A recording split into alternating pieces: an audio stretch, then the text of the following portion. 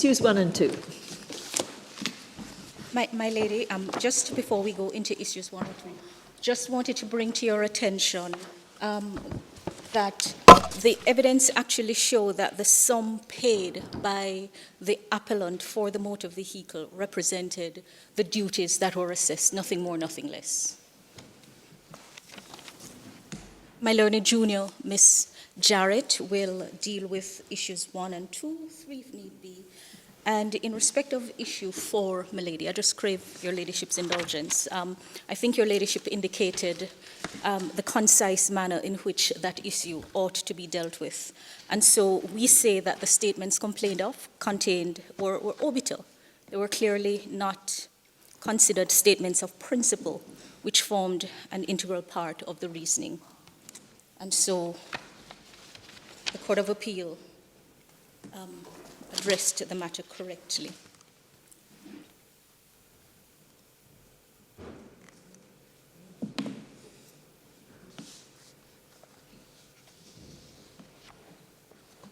Well, they were an integral part of the reasoning in relation to costs, were they not? Well, milady, the issue was raised... At least by the trial judge. Obviously, right. It didn't arise in the appeal court. But interestingly, although the trial judge made those comments, the trial judge did not rule against the appellant on the critical issue as to whether the goods were uncustom goods, when he made the comment about the shifting and the sifting and the tangled web. Notwithstanding the view he formed of the conduct of the appellant, his ruling was in favor of the appellant on the primary issue as to whether the goods were uncustom goods. But the trial judge erred in his consideration of the issue because he had looked at it, as the Court of Appeal indicated, only in relation to whether the duties were in fact paid. But the definition of uncustom goods goes beyond the payment of duties to dealing with whether the goods were handled in manner contrary to the custom laws. Yes, we understand that's your case. Yes. Thank you. So, my lady, my learned junior, Miss Jarrett, will address issues 1 and 2. Thank you. So, please. Yes. Miss Jarrett. Lords, I think it is very important that we start by looking at the fact that the evidence of Mr. Guyah that was before the trial judge and before the Court of Appeal was accepted by them to the extent that Mr. Guyah stated in his affidavit that he had seized the goods, and that at the time when the Wharfinger made that Section 91 application, the goods had been seized by him, and in fact, the Commissioner of Customs had issued forfeiture orders with respect to those goods. And so that was never challenged. In fact, in his arguments in both the Supreme Court and in the Court of Appeal, the appellant always maintained that aspect of his evidence, which was that these were seized goods. These were goods that the Commissioner had issued forfeiture proceedings under his own hands. In fact, let me use the correct language, forfeiture order under his own hands. And so it is within that context that the statutory scheme then became relevant, because what the Court of Appeal recognized, and we submit that it was a correct recognition, is that we were dealing with a particular type of good, and that was goods that had been seized, forfeited, and therefore with no evidence that any claim had been made by anyone within the language of Section 215. Those goods then would be goods that were deemed condemned, and with the clear language of Section 215, it had to be handled in a manner approved by the minister. And so it is within that context that we have said, and the Court of Appeal agreed with us, that a Section 91 application would have been inappropriate, because a Section 91 application does not contemplate that goods have been seized, forfeited, and deemed condemned under Section 215. And what is worse, KLC could not have made a Section 91 application, because KLC, in their own letter, clearly states in the very opening language, we are the agents for the consignment And in fact, on a true construction of Section 91, only the ship owner or the master could have made that application. So while we say in our case that given the meaning of importer in the Customs Act, it could have been that KLC could be deemed the owner. The fact of the matter is you can't have KLC being the owner of the goods who then makes an application under Section 91 in circumstances where it is the owner of the goods who has failed to do certain things, why it is that an application under Section 91 could be made. So that's the second point. But why did your client, the Commissioner, treat it as valid and approve it? And that's why we're here, my lord, because our position is that the Commissioner acted ultra vires. But your client acted ultra vires. Indeed. Can you come to the court and say that a document issued by your officer was invalid?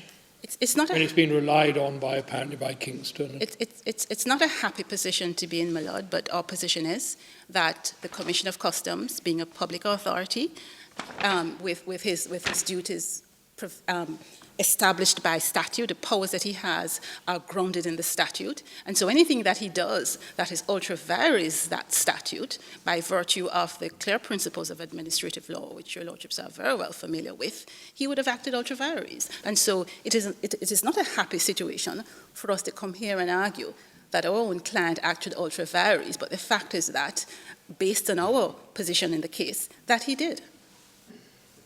Could I take you back one step, Ms. Jarrett, and ask you about the initial seizure and the issue of the forfeiture order to which the appellant has deposed in his affidavit? Yes. Does the Commissioner have a position in relation to that as to whether the goods were seized initially, and if so, under which power? My lord, this is how I'll answer that. I'll first of all say that we had no evidence in the matter, and this is not because we chose not to, but the record will show that we had a difficulty with meeting certain timelines established by the civil procedure rules. But having regard to what the evidence is, and the evidence is that the goods were seized, paragraph 10 of Mr. Guyah's affidavit, they were seized because they were the subject of forfeit proceedings under the Customs Act for breaches under Section 210. And we accept that Section 210 outlines the fact, provides that goods that are restricted, goods that are prohibited, goods for which duties have not been properly paid are liable to forfeiture. And so with Mr. Guyah establishing that it was because there was a breach of 210, and we can only speculate as to whether these goods were restricted, prohibited, no duties paid, but what we can accept, and which both courts accepted, was that these were goods for which Mr. Guyah properly acted under 210, because they were liable to forfeiture. And that is now where the entire scheme of the Customs Act would come into play, because these were goods liable to forfeiture, and might I just add, on the issue as to whether the second seizure, the second detention was a valid detention, these goods were liable to forfeiture. And Section 214, which is similar to, I think it is Section 139 of the UK Customs Act that was referred to in EastEnders, not only establishes a common law power to investigate, in other words, to examine goods for which a customs officer may have some questions relating to whether it is that the goods are, whatever constitutes goods that are liable to forfeiture. And given 210, given his evidence that there was a breach of 210, these were goods clearly liable to forfeiture. And despite my learned friend's interpretation of 214, it's not just restricted to the smuggling of goods. The language is broad enough to refer to the general power that it gives customs officers to seize and detain all goods liable to forfeiture. And this was the second act, was an actual detention of goods. And what we say in terms of that issue very quickly is that Justice Court of Appeal was correct, having found that the goods were on custom goods, to then hold the view that they need not then look at the way Justice Pusey dealt with it. And on that issue as well, my lord, I think it's important for us to also make the point that whether or not Mr. Guyah, the appellant, can properly argue whether the detention was lawful turns squarely on whether or not he has the standing to do that. And it is very clear from the record that at the Supreme Court level, he had abandoned that aspect of his claim. And so what we had argued in the Court of Appeal, and we argue today as well, is that that third issue, we agree entirely with the approach taken by the Court of Appeal, but also we say that Mr. Guyah has no standing to argue whether or not these goods were properly detained, because the issue of his standing as to whether or not he is the equitable owner, no court has determined whether or not he's the equitable owner. Can I interrupt you just for a moment? Yes, my lord. We've looked at the position in 2010, Indeed. and according to the appellant's affidavit, the goods were at that time seized, and we've been told that they were liable to forfeiture because they were restricted goods. Well, he doesn't. I don't know whether he went as far as to say they were restricted. Well, but that he was said counsel's. Well, I don't think. No, the affidavit doesn't go as far. Counsel Yes. told us that was. Well, what I would say, my lord, is that they could either be restricted, prohibited, Yeah. or goods for which duties were not paid. Yeah. It's as Now- broad as that. So that's fine. Or do you It doesn't necessarily follow that they remained liable to forfeiture in 2012. And the argument against you is that the intervening events had the consequence that they were no longer liable to forfeiture 2 years later. You're talking about the intervening events, meaning what intervening events, my lord? Well, effectively, the revocation of the seizure, the permission given to KLC to take possession of the goods themselves and to become owners on payment of the duties. And our response to that is that entire process by which KLC was allowed to clear these goods was an unlawful process.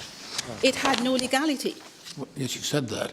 Can I take you back to 2010 or that stage, anyway, 2010? 2010. Certainly. Does the Act tell us anywhere what the procedure for effecting forfeiture is? It does not, my lord. Not at all. It does not. Does it use the expression seizure and forfeiture interchangeable? almost interchangeably? I don't think so. It is a curiously worded piece of legislation, I must admit that. Does it not tell us that if the goods are seized, they're then taken to be condemned if nobody claims them within 3 months? But if somebody does claim them after service of the notice, then they're then liable to a process of forfeiture and condemnation, which is a judicial process. Because there are two distinct processes. So there are two types of condemnation processes. You have the condemnation and forfeiture processes within the judicial system. Mm-hmm. And then you have the deemed condemnation under 215, which is what we see these goods were. 215. 215. And they were deemed condemned because we say that on his evidence, he had seized them. Yeah, well, we don't know. Do we know that 3 months had passed? We don't have any timings. Well, you don't get, when you say that there's a procedure, I'm sorry, let me start again. We know, don't we, that sections 76, 77, 78, and then 87 and 88 deal with, as it were, impounding the goods, if I can use a different expression, putting them in the warehouse and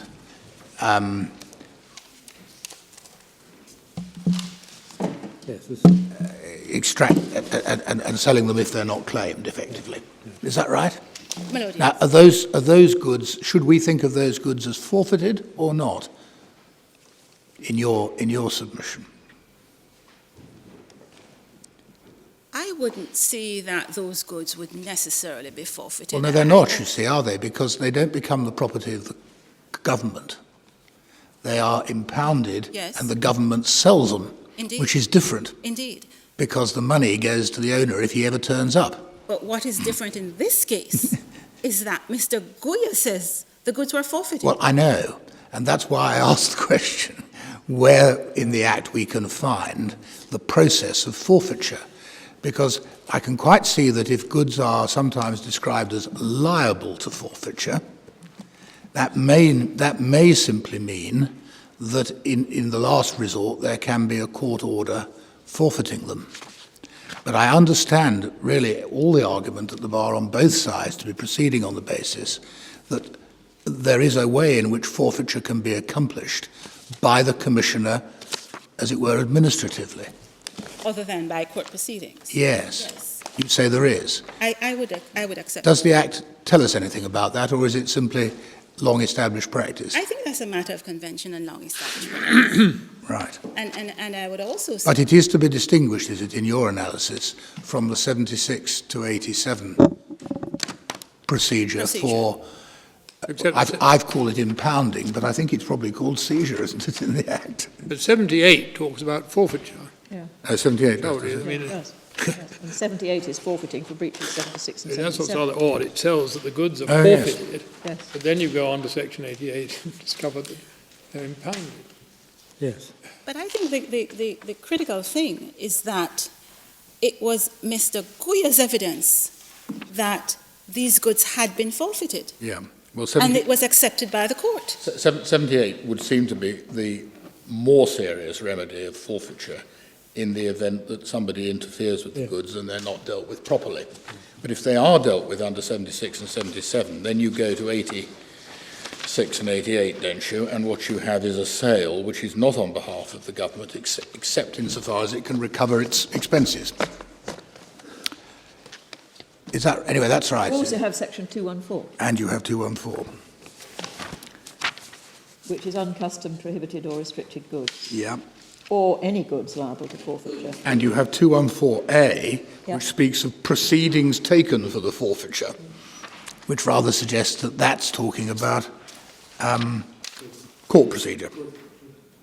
Yes, this is all, yeah, and this is all premise. Anyway, your understanding is that you can have both administrative forfeiture and judicial forfeiture, but that both of them are different from what I've called impounding. Indeed. Okay.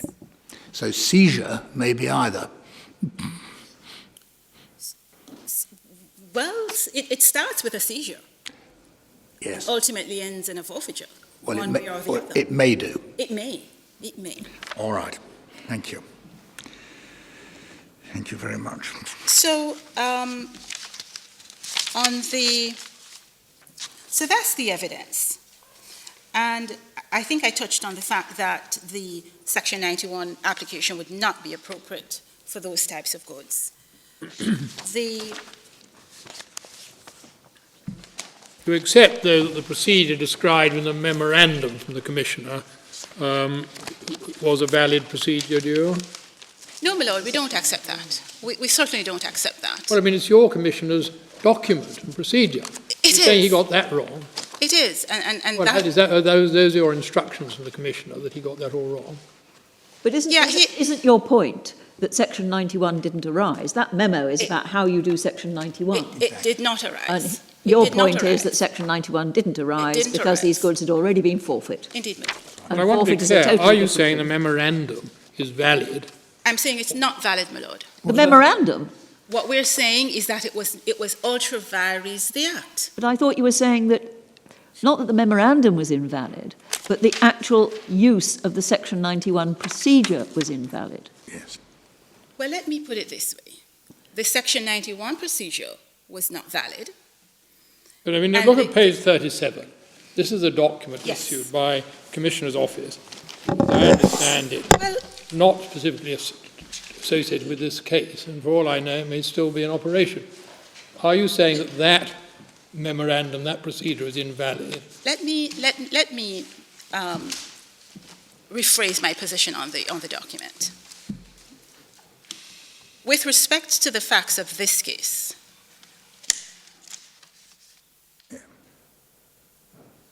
we do not believe that this document could have assisted the Commissioner with a proper treatment of the motor vehicles. Well, that I understand. You say that Yes. it didn't apply to this case. Well, that, On the face of it, the document, I won't go as far as to say the document standing alone is unlawful.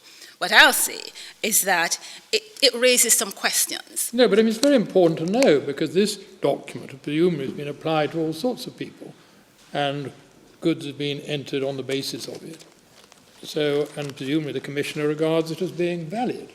On the face of it, And you're representing the Commissioner, so we need to know what you... if in fact the goods were treated in an auction that was not fictitious, I can say, no, as applied to we this accept case, that. I understand what you're saying. Yes. But I wanted And to be clear about what you were saying about the the- document. And I accept that, my lord. I can't look at this document on its face and say that it's unlawful. I can't say that. The only observation I would So we'll make, proceed on the basis that the document is lawful, but On its as own. applied to this case, it was indeed, not. but the only observation I'll make on it, though, is that it purports to restrict a Section 91 application to just a wharfinger, when in fact, Section 91, as your lordships would recognize. Well, it doesn't. It purports to say what will happen if it is an application by a wharfinger. But if you look at the subject matter, my lord, it says re-procedure for the disposal of goods on request by the wharfinger. Yes, exactly. So, Well, it doesn't touch anybody else's requests under Section no, 91. it's just a wharfinger And you're quite right that other people can make. can make the application. Can we, since we're on 91, could you just look at it for a second? 444 is where I've got it. It allows the person, no, don't worry for the moment about who it is, but it allows the person, Paragraph Section 91 of the Act. of the Act.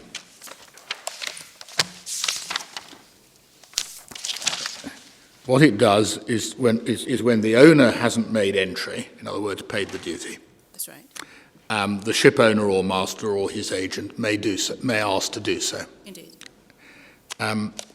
Now, what, if anything, if permission is given to the ship owner or his agent to pay the duty, does Section 91 say anything at all about the effect of that on the ownership of the vehicle or the goods? It doesn't, it just provides for clearance. Does it have any effect on the ownership of the goods? I don't think that it does. So that if the owner were to wake up after having been asleep for some time and say, those are mine, You should certainly be able to make a claim. he should be able to make a claim, subject, of course, to reimbursing the wharfinger for whatever has had to be paid out. I would think so too. Thank you. Separately from that, of course, there's the registration of vehicles inside Jamaica, which is presumably giving it a number plate and a registration document, that sort of thing. Yes. I don't know whether it's the same as it is in England, but in England that document is not, repeat, not proof of ownership.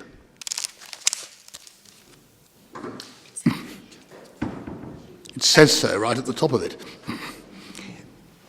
It does establish who the registered keeper is. I think it's the title that would show ownership. But I'm sorry? I think the same applies in Jamaica as well. Yeah. So that, we're not, none of the courts in this case, as I understand it, has been asked to make any declaration or judgment about the ownership of this car. That aspect of the claim was abandoned in the Supreme Court. One can perhaps understand why, but I just wanted to be clear. All right, thank you very much. But I think that essentially those would be my comments on issue 1, 2, and in fact, I would dare say 3. Unless there is any other question your lordships may wish me to address.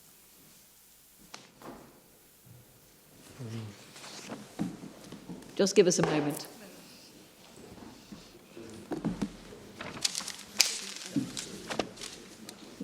I have a question, if I may. Jarrett,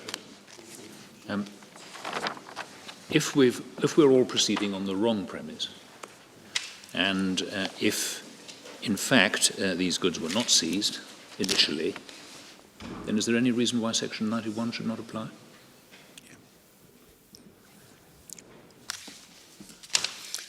Yes, my lord, because KLC would not fit the description of a proper applicant under 91.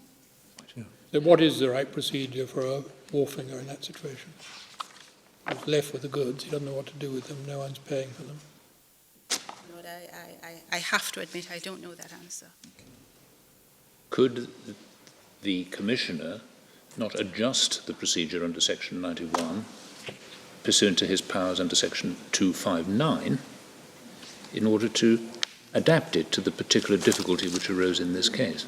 If the goods were not seized and deemed condemned. If the goods were not seized. If the goods were not seized and deemed condemned. Thank you.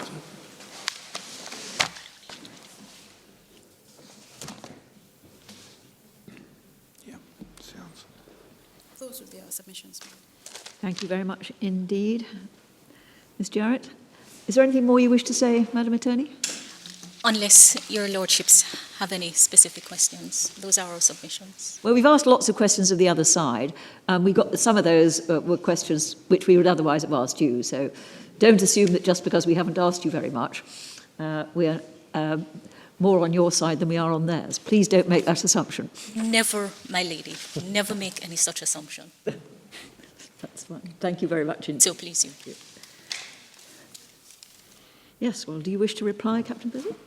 Very briefly. I think it is important to follow on from, I'm not sure if it's Lloyd Jones, who, it might have been Lord Jones or Lord Cornworth, who raised the point of what is your commissioner saying in relation to these procedures which were put in place in 2010. And I think it's important for us to recognize that to this date, there has been no attempt to actually furnish evidence that these provisions are still not, in fact, operational in Jamaica Customs Agency, which is what it's called today, by the way. It morphed from Customs Department into Customs Agency, an executive agency, as it were, but it is still a part of the government of Jamaica. But no attempt has been made to show any court, whether Justice Pusey or the Court of Appeal by way of additional evidence, or the board, that in fact the procedures which were relied on by Kingston Logistics are not in fact still operational today. It is, to the best of our knowledge, only this case where that has been asserted by way of submissions only and not by evidence. Submissions, admittedly, on the law that the respondent makes about the wrongfulness of the actions or the invalidity of their own clients' actions. So we think that is a point of some value for the board to consider.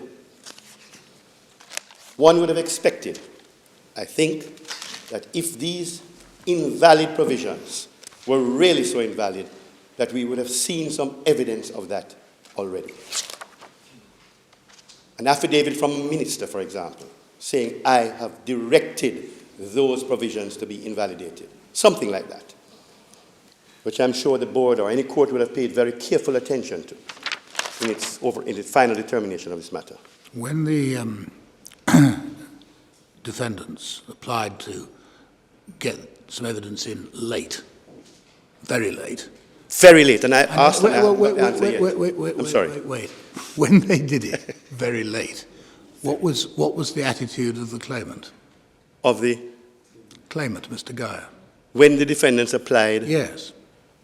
To? Did you resist their application to adduce their evidence late, or did you encourage the judge to allow it? Or did you take neither course? I was there. We did not encourage the judge to allow it. What did you say? Ms. Jarrett was not there. There were other Crown officers there. Did you resist it? I think yes. Yes. I would be very surprised if you didn't. You know, my lady, it doesn't apply to me. But that's like a question like asking someone if they shaved this morning. Sorry, on the 3rd of March. Yes, it probably The answer is probably yes. Yes. The answer is probably, I think so. I think- we were infuriated Yes. by the length of time. Mr. Guyah was before the criminal court Yeah. and the civil court at the same time. There was a huge wastage of time in getting the criminal case ongoing. And yes, I think, and you will also remember why we would have resisted it is because the whole purpose of that case, of this case, was to obtain a declaration as to the uncustomed status of the car. And I will say to you, I will repeat to the board something which took place in Ms. Jarrett's presence in the Court of Appeal. When His Lordship Morrison, who was presiding, Justice of Appeal Morrison, looked down at Ms. Jarrett and basically said to her, what if this declaration were granted? Would it then not be an unwise prosecutor and a less than sage resident magistrate who would permit the criminal case to proceed? And the point that was being made was that no one can take a declaration from the Supreme Court and put it in front of an RM and say, you must rule on the basis of that. But it certainly is advice as to the state and content of the law and the view of a senior court. And therefore, we needed to get that civil case, this civil case, completed. And all that was happening was delay after delay. A moment, please. How many days? I've asked a question, I haven't gotten an answer. My recollection, it might have been in the region of a year that was wasted waiting on the Crown to provide its evidence. So yes, I think I can say unreservedly, I fully objected at that hearing. And I'll tell you what happened. The judge agreed with me. But I think if we look at page 69, one of the points the judge made was that there were ongoing proceedings in the magistrates' court, Indeed. where all the facts would become clear. It sadly didn't happen. 158 days. Say that again. It can be gleaned from the record. It can be gleaned from the judgment of Justice MacDonald. Yep. 158 days. And on that day, the application is being made when we are supposed to hear the matter, the fixed date claim form. The judge then, having ruled in our favor, stayed the proceedings on the basis that a criminal case was ongoing.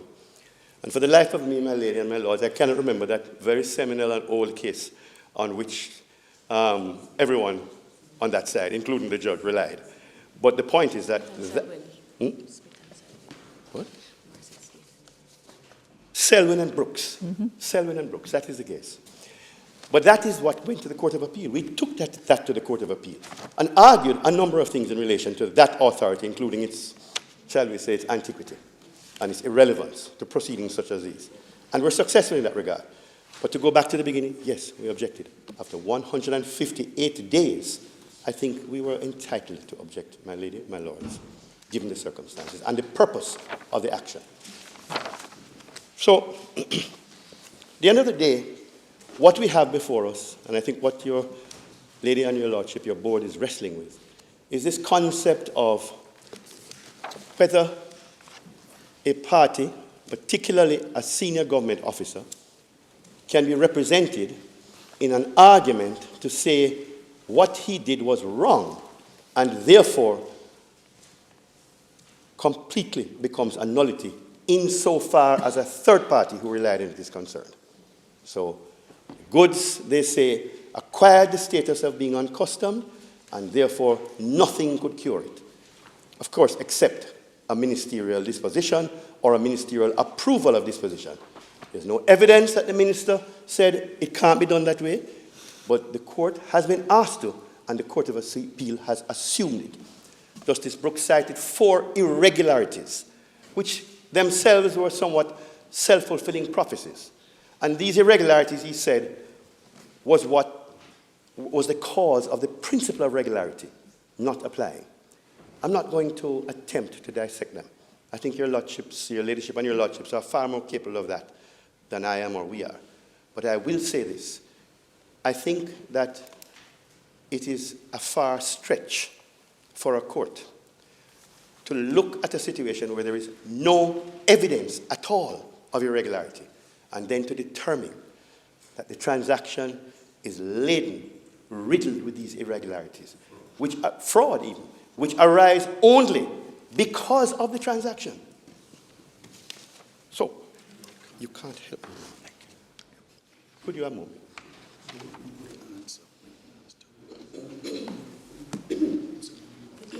Oh, the question was asked by Lord Cornwall. Please forgive me if I distress your name.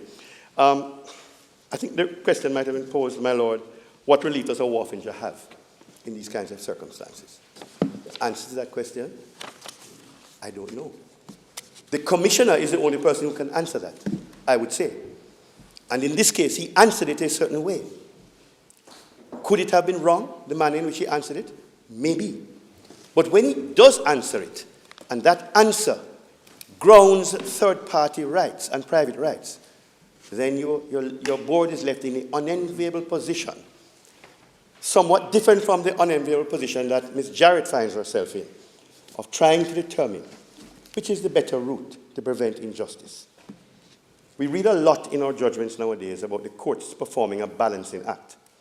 I suppose this is one of those instances where your ladyship and your lordship will become the finest jugglers in all of Christendom, because this has to be a balancing act. Do we simply assume that because an error, assuming it was an error, was made, that invalidates everything and turns back the hands of time, unravels the clock? Or do we accept that when a third party has relied on a government officer's word, that word is his bond? I don't for a moment suggest that an administration cannot change its policy, that it cannot be that henceforth, I mean, we have no evidence of it, but henceforth, that policy wouldn't be the same. But this is not about the policy today. This is about what the policy was then and what the administration did then. And if we are to turn it back, as it were, if we are to pretend that it never happened, I submit we do a great injustice to those who would depend on the trust that ought to exist between government and citizen, between those who provide us justice and protection, and those of us who are pleased to live under the comfort of that justice and protection of the government. And that is true whether we're talking about the United Kingdom or Jamaica. That is true of all countries. We are all pleased to live under the safety and government of our country. And the rule of law. And the rule of law. Which I was applies about to sides. say, that comes at a price, the rule of law, which binds us all. It is a blanket woven with the finest thread. And that thread cannot be unraveled. It can't be undone. A government's word is its bond. I leave your board with that, my lady and my lords, that is where we are today. May it please you. Unless there's anything further. Yes, Lord Jones has got something more to raise with the respondent.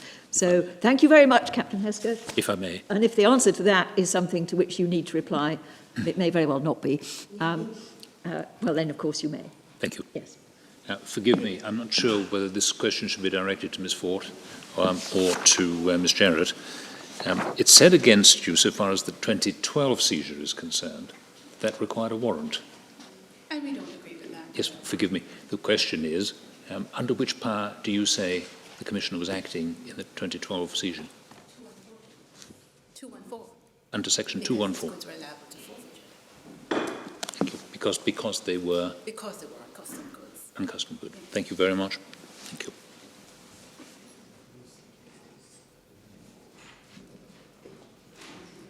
I don't think you need to answer that, Captain Hesker. I think we know what your answer would be. We're extremely... Somehow inevitably we end up back at page 37 of the memo. Yes. And who it was directed to as well. Yeah. We're extremely grateful to everybody for the submissions that we have heard in this. I quite took on board what Captain Hesketh was saying about this. It's almost a juggling act, isn't it? Rather than a balancing act. We will take it away and we will read the statute with great care and the submissions and what we know of what actually happened, and then we will consider what advice we will humbly tender to Her Majesty and let you know the outcome in due course. But we will assume that you would wish thereafter to make submissions as to costs. The board will now adjourn.